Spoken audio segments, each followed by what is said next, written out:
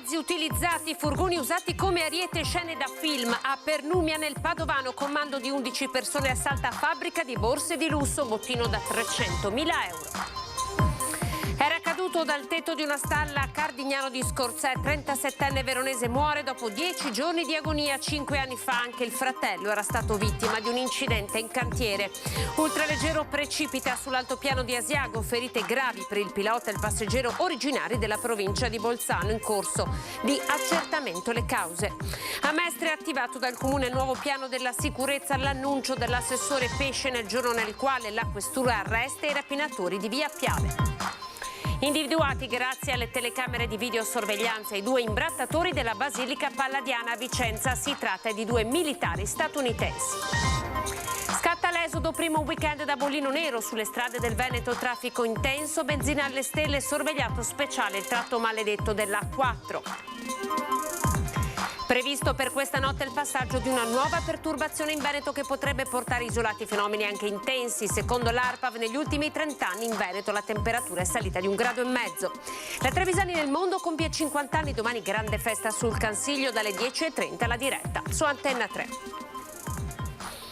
Ben ritrovati TG Veneto, buonasera a tutti voi. La cronaca in apertura di questa edizione del telegiornale ci porta nel Padovano. Siamo nel comune di Pernubia dove un comando armato di 11 persone è entrato, ha fatto irruzione all'interno di un'azienda che produce borse di pelle per grandi marchi. Il bottino è di 300.000 euro. Furto da record. Vediamo i particolari nel primo servizio.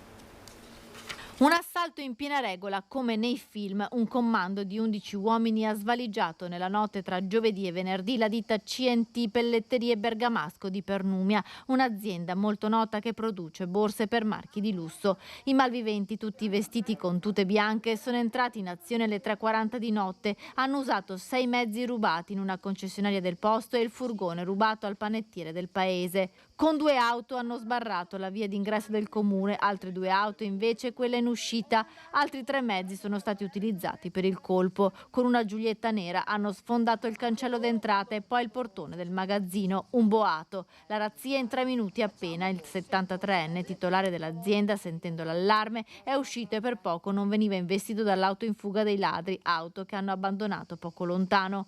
Un bottino di svariate centinaia di migliaia di euro che ora la famiglia Bergamasco sta cercando di stimare. Prima di compiere il furto, i ladri hanno anche tagliato le gomme di tutte le auto parcheggiate all'interno dell'azienda per evitare che qualcuno potesse seguirli.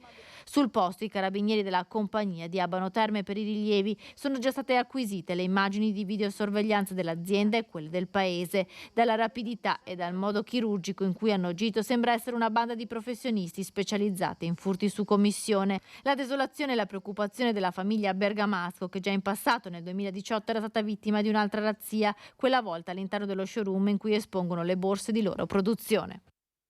Ancora un tragico incidente sul lavoro, un operaio di 37 anni residente nel Veronese è morto dopo 10 giorni di agonia, la stessa tragica fine per il fratello 5 anni fa. È spirato all'ospedale di Mestre 10 giorni dopo la caduta dal tetto di una stalla di Scorzè. Giuseppe Misitano, calabrese di origine, residente nel Veronese, è morto sul lavoro a 37 anni, come 5 anni fa era morto sul lavoro in un cantiere stradale suo fratello Pasquale. In Veneto quello delle morti sul lavoro è un angoscioso bollettino in continuo aggiornamento, un dramma senza fine anche nel veneziano. Sono già 7 da inizio anno i morti sul lavoro, una cifra inaccettabile, intollerabile. Migliaia le denunce per infortunio non mortale, numeri che portano la nostra provincia in cima a questa drammatica classifica. Come sindacato lo abbiamo denunciato più volte. Più volte abbiamo chiesto impegni precisi dalle istituzioni. Per noi vuol dire assunzioni dei tecnici della prevenzione, assunzioni in tutte le funzioni che servono a fare le verifiche e i controlli. Secondo l'Osservatorio Vega Sicurezza e Ambiente di Mestre, i decessi rilevati in regione da gennaio a giugno 2023 sono 42 e pongono il Veneto al 3° posto in Italia dopo Lombardia e Lazio. 32 invece gli infortuni mortali in occasione di lavoro e 10 in itinere. Il segretario generale della CGIL Venezia, Daniele Giordano, chiede con forza un impegno che coinvolga tutte le istituzioni, tutte le forze sociali e tutte le forze politiche. Qualche settimana fa Abbiamo sottoscritto nella Prefettura di Venezia un protocollo che costituisce un osservatorio proprio sulla salute e sicurezza. Lo abbiamo fatto perché serve dare un segnale chiaro. La salute deve essere la priorità, l'obiettivo deve essere infortuni zero. Sull'altopiano di Asiago un ultraleggero è precipitato in fase di atterraggio, feriti i 2 occupanti. Tanta paura a mezzogiorno di questo sabato per un aereo ultraleggero Tecnam 2002 precipitato in fase di atterraggio in un prato circa 500 metri prima della pista del Romeo Sartori. Feriti il pilota, un 50enne di Brunico, e il passeggero, 59 anni di Bolzano. Il velivolo doveva atterrare all'aeroporto di Asiago quando, per cause ancora da chiarire, il pilota ha perso il controllo del mezzo. Avrebbe cercato di evitare il bosco perché le conseguenze sarebbero state drammatiche per i due. È riuscito a finire in mezzo a una radura in zona Gashtag. L'ultraleggero è andato distrutto, gravi 2 occupanti, anche se non sarebbero in pericolo di vita. Il pilota è stato trasportato con l'eliambulanza al San Bortolo di Vicenza con fratture multiple, mentre il passeggero si trova all'ospedale di Asiago. Sul posto i vigili del fuoco del locale di staccamento assieme ai carabinieri per i rilievi. L'area è stata limitata e l'aereo posto sotto sequestro. Nel veneziano Mestre sono stati arrestati i rapinatori seriali di via Piave nel giorno in cui l'assessore alla sicurezza attiva il nuovo piano. Importante operazione della Questura di Venezia, della squadra mobile della Questura di Venezia, con l'arresto di 2 rapinatori che con taglierino e coltello minacciavano turisti e residenti per depredarli di tutto. Almeno 5 gli episodi di rapina aggravata commessi dai 2 rapinatori seriali lungo la zona di via Piave a Mestre, gli ultimi in ordine di tempo nemmeno 36 ore prima dell'arresto. Fondamentali per individuarli le telecamere di videosorveglianza comunali. Io porto i miei ringraziamenti agli agenti della Polizia di Stato che hanno fatto questo intervento. 637 le telecamere presenti in tutto il territorio comunale di Venezia. Collegate direttamente con la nostra centrale operativa al Tronchetto, la famosa Smart Control Room, di cui 385 solo in terraferma e 228, che è un numero per quanto riguarda l'area di Mestre. Telecamere comunque che sono sempre in implementazione, continuiamo con gli acquisti grazie sia ai finanziamenti del Comune e anche grazie al finanziamento del Fondo Sicurezza che viene dato dal Ministero dell'Interno. E dal mese di agosto rinforzata anche la squadra della sicurezza nel Comune con l'arrivo di nuovi agenti della locale. Abbiamo dal 1° agosto altri 40 agenti e poi a settembre verranno fatto il scorrimento delle liste per assumerne un'altra quindicina o 20 fino ad esaurimento delle liste. Con i rinforzi di telecamere e agenti anche più controlli, questo è il piano comunale per una città più sicura. Sono stati individuati, grazie alle telecamere di videosorveglianza, in 2 imbrattatori della Basilica Palladiana. Si tratta di 2 militari della base USA.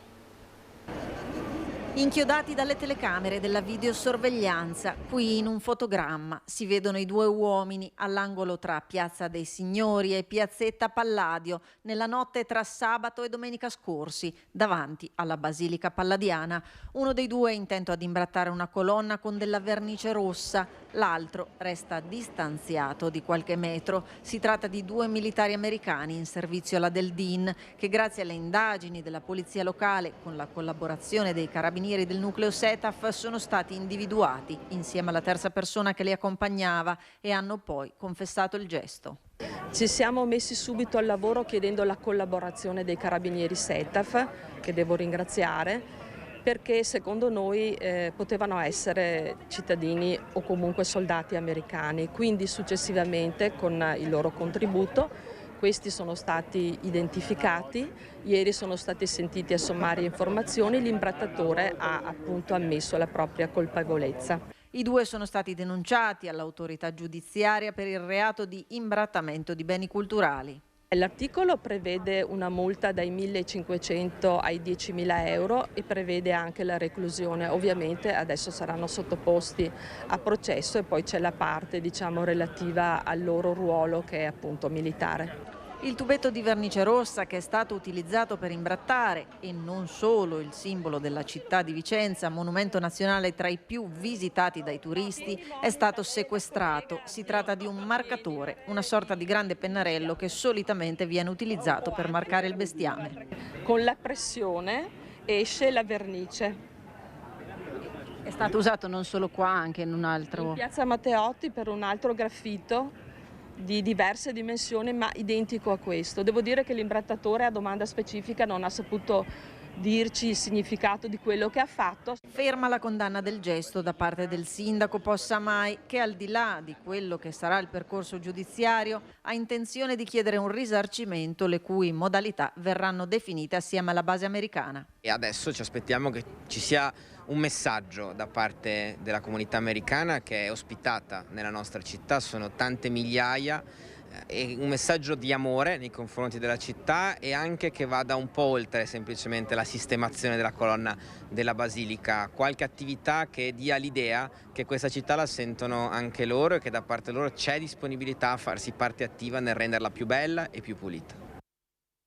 Torniamo nel Padovano. 2 settimane dai fatti della Sacra Famiglia è stato risvegliato dal coma il carabiniere investito dalla 55enne stalker albanese che è stato ucciso dai colpi di pistola esplosi dal collega del militare ferito. Le sue condizioni sono ancora molto critiche ma finalmente in fase di miglioramento. In queste settimane è stato sottoposto a numerosi interventi per scongiurare il rischio di amputazione di una delle 2 gambe. Lunedì il carabiniere dovrebbe ricevere la visita in ospedale del prefetto. Appena le condizioni di salute lo consentiranno, dovrebbe essere ascoltato dal pubblico ministero che è iscritto nel registro degli indagati con l'accusa di eccesso colposo di legittima difesa il collega che ha esploso i 4 colpi che hanno ucciso l'albanese.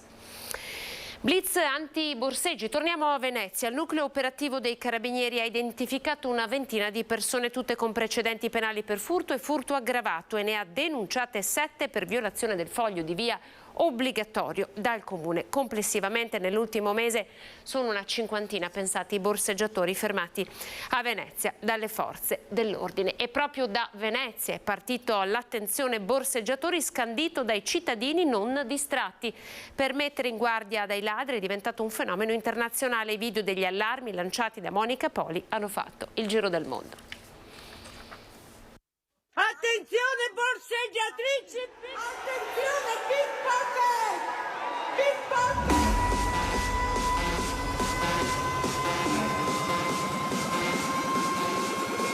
Attenzione pickpocket, attenzione borseggiatori. Decine di migliaia di persone ballano in Belgio sulla voce della veneziana Monica Poli, mixata dal disc jockey brasiliano Alok Akar Pérez Petrillo. Siamo al Tomorrowland, il più grande festival di musica elettronica europeo, ed è l'incredibile testimonianza di quanto sia diventato popolare nel mondo l'urlo di allerta della volontaria dei cittadini non distratti che a Venezia mette in guardia i turisti dai borseggiatori. Attenzione pickpockets! Ela grita isso in italiano.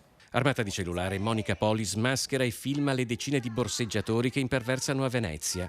Le sue pagine sui social contano milioni di visualizzazioni e centinaia di migliaia di followers.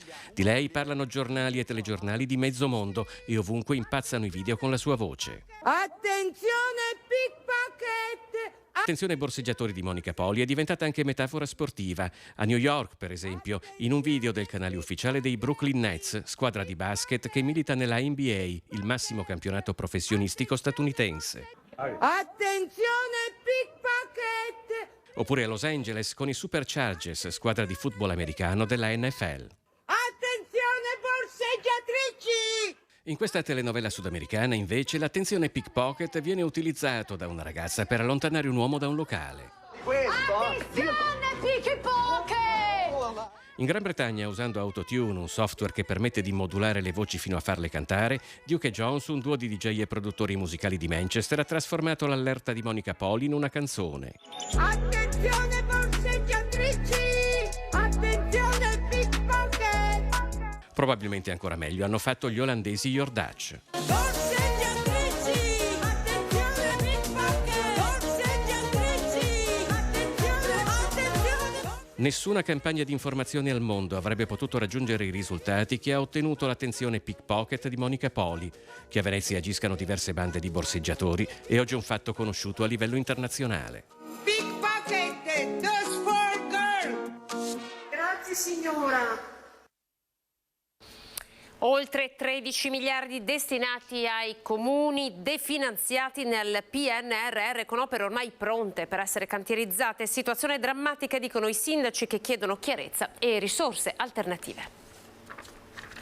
Per noi è un dramma, cioè non è possibile adesso farci fronte con risorse nostre assolutamente, perché 5 milioni sono 5 milioni. È un fine settimana da fiato sospeso per i sindaci veneti e trevigiani dopo l'annuncio di revisione del PNRR fatto dal ministro per gli affari regionali Raffaele Fitto, con il definanziamento di 13 milioni di euro destinati ai comuni, che in questi mesi hanno fatto fronte con risorse proprie agli aumenti legati ai materiali, ma ora rischiano di veder svanire la vera sostanza economica degli investimenti previsti. Abbiamo integrato quei quadri di spesa che pagano il dazio dell'aumento dei costi delle materie prime, e adesso sul più bello che i lavori stanno partendo arriva questa tegola. Io mi auguro che provvedano insomma a trovare un rimedio, così come è già stato ventilato in qualche modo, perché non è assolutissimamente accettabile, dopo un paio d'anni di lavoro, tempo e risorse messe in pista, arrivare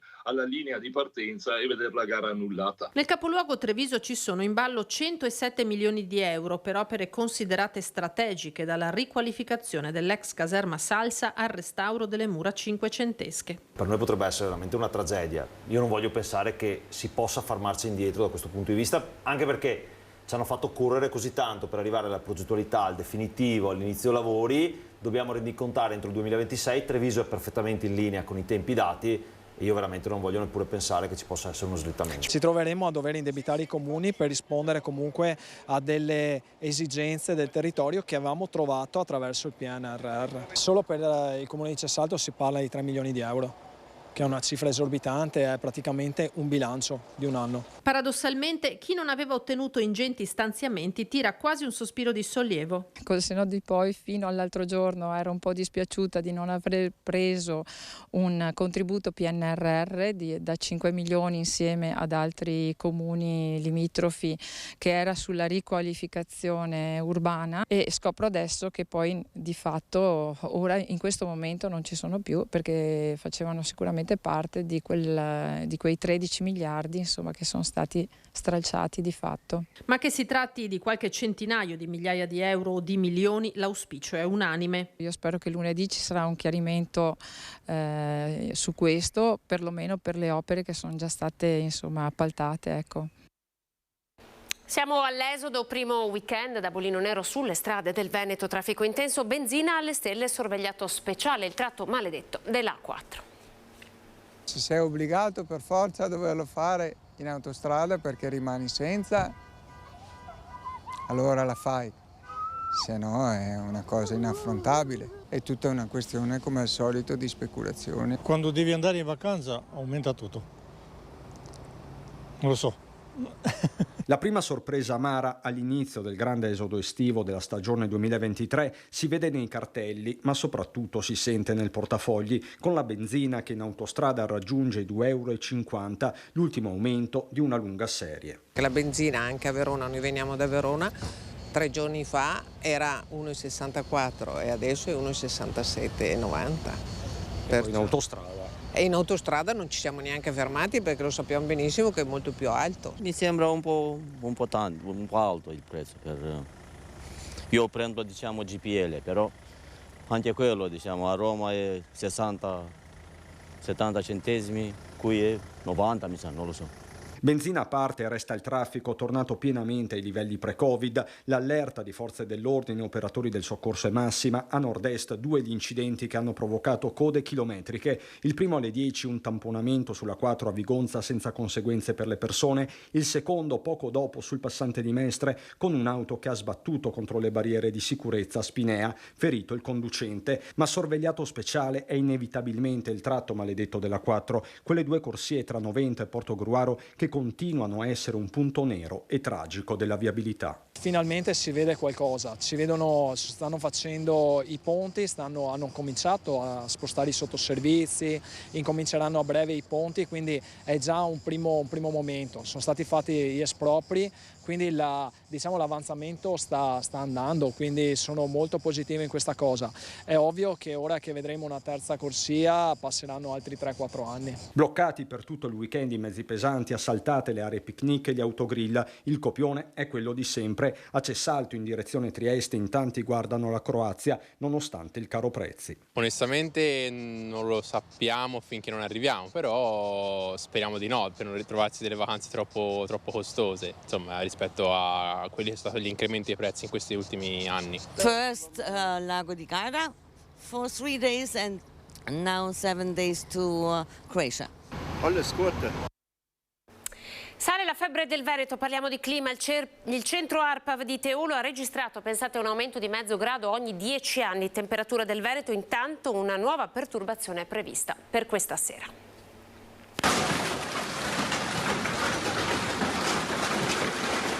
Fenomeni meno intensi di quelli che hanno devastato campi, sradicato alberi, danneggiato case e automobili, ma il maltempo tornerà già da questa sera ad abbattersi sul Veneto. Un ciclone centrato sulla Scozia invierà aria più instabile nord atlantica verso le regioni alpine. In serata i temporali potrebbero raggiungere le pianure. Ad alimentare questi fenomeni l'elevata umidità presente in pianura padana. Per il transito di una saccatura sul nord Italia che porta a una fase appunto di instabilità tra la serata di sabato a partire dalle zone montane e poi la prima parte di domenica con temporali che si estenderanno a buona parte della pedemontana e anche la pianura, interessando quindi con varie fasi il territorio del Veneto. Diciamo che non ci sono probabilmente le premesse per prevedere fenomeni così intensi come sono stati almeno in alcune fasi dei giorni precedenti. Temporali che non raggiungeranno i livelli record registrati tra il 24 e il 25 di luglio, quando a Breganze sono caduti 15 mm di pioggia in 5 minuti, 14 mm a Follina. I numeri registrati dal centro ARPAV di Teolo non ammettono contraddittorio. La temperatura in Veneto si sta alzando, mezzo grado ogni 10 anni. Abbiamo già una climatologia ragguardevole di circa 30 anni, lungo i quali abbiamo visto un aumento di 1,5 gradi nella temperatura media della nostra regione. Questo cosa determina? Determina, avendo un'atmosfera più calda, questa ospita più acqua, favorisce maggiormente i fenomeni estremi e quindi conseguentemente più danni da vento, situazioni grandinigene più estreme e quindi tutto questo di conseguenza. Nozze d'argento per il Pelmo d'Oro, il premio ideato per premiare chi della montagna fa una scelta di vita, infatti raggiunto il prestigioso traguardo dei 5 lustri di storia.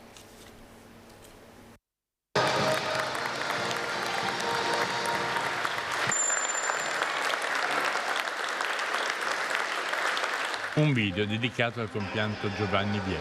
Si è aperta così la 25esima edizione del Pelmo d'Oro di cui Biel fu a lungo il conduttore. Passaggio poi delle consegne tra Vigo di Cadore, dove ebbe luogo un anno fa, e l'ospitante San Tommaso a Gordino.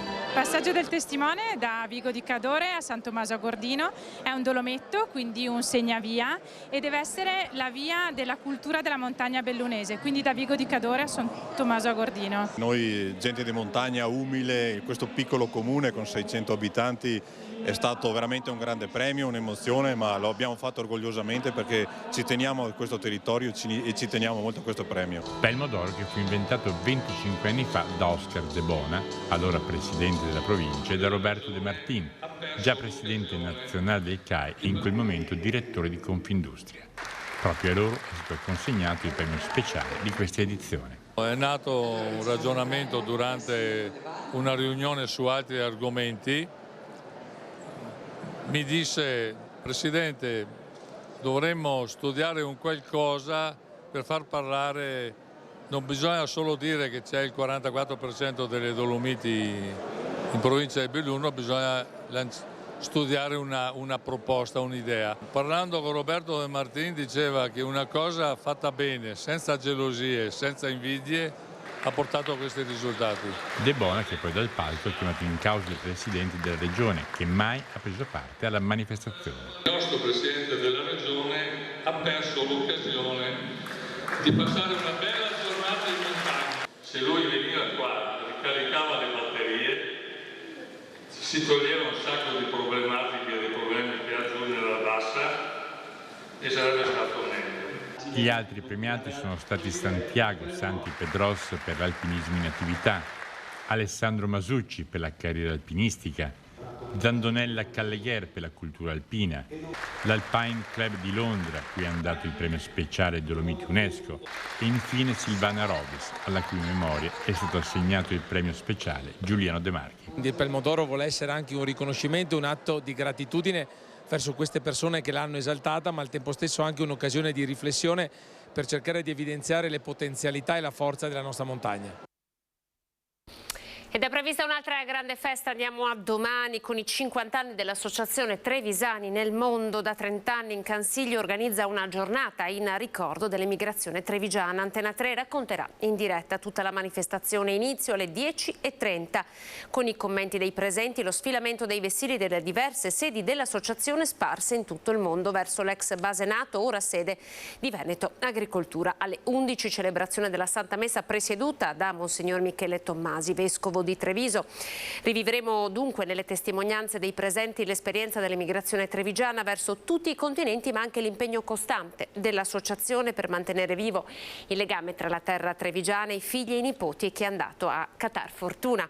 Appuntamento domani dalle 10:30 con Antenna 3 per i 50 anni dei trevisani nel mondo. Ed in chiusura vediamo la bella notizia della medaglia d'oro di Martina Favaretto, medaglia d'oro ai mondiali di scherma con l'Italia, la squadra composta da Alice Volpi, Arianna Enrico, Martina Favaretto appunto. Francesco Palumbo ha battuto in finale il quartetto della Francia per 45-39, la nostra Martina ha soli 22 anni, nata a Campo San Piero, dunque del Padovano. È tutto, grazie per essere stati in nostra compagnia, siamo alle previsioni del tempo. Arrivederci.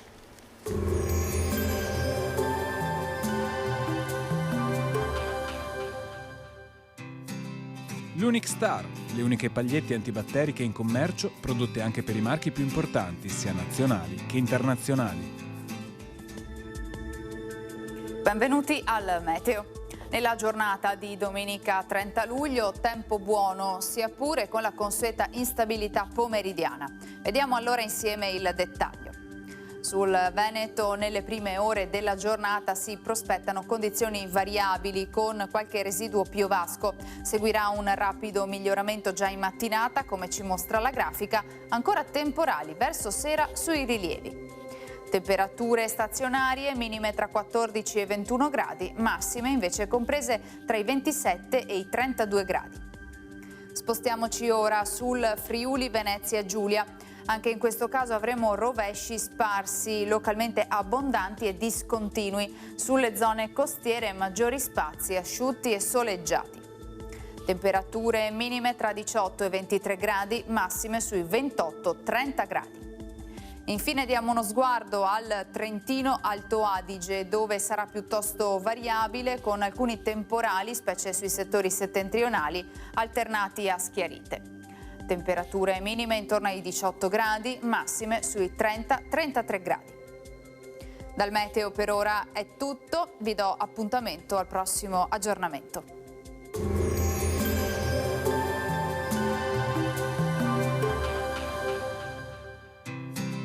L'Unic Star, le uniche pagliette antibatteriche in commercio, prodotte anche per i marchi più importanti, sia nazionali che internazionali.